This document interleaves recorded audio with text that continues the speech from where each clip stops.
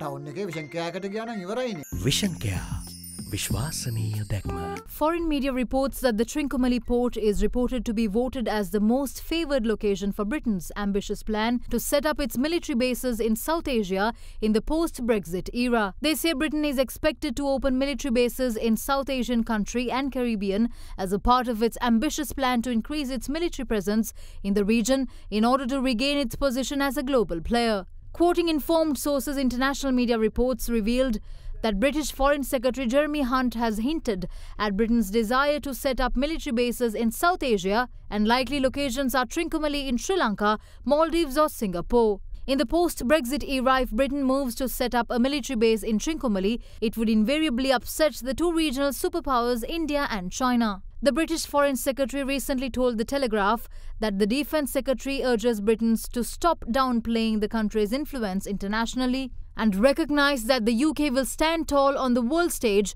after leaving the European Union. That said, however, Britain has refused that any such arrangements with Sri Lanka exists. Given these comments floating around, we contacted Director General of the Institute of National Security Studies, Asanga Abegunasekara. The reason being the Trincomalee being strategically important is because it's facing towards the Bay of Bengal, and most of the BIMSTEC countries and the rich Bay of Bengal is where Kuala Lumpur as well as Chittagong, most of the ports have been built by the Chinese also, and the Chinese sphere of influence is clearly visible in this part of the region. So if British trying to do the base, it's going back to its historical, when they moved out from Trincomalee, it was in 1957. And even after the independence, they didn't move out. Trincomalee is facing towards the eastern Indian Ocean. Sri Lanka is also sitting at the rimland, in the outer crescent of the rimland. He also went on to elaborate on the understanding Sri Lanka had with India over the Trinco port,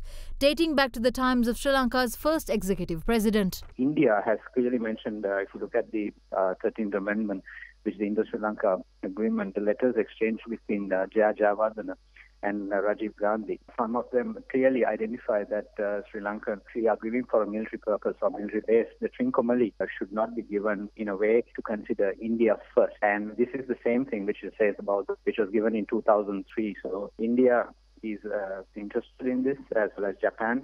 You can see from the Japanese Prime Minister's visit last year, and also this 17th Fleet, the US 17th Fleet came in last August. So all these countries have an interest, and this is because of the Chinese influence that's coming in to the Indian Ocean and the sphere of influence that's spreading, so starting from Djibouti.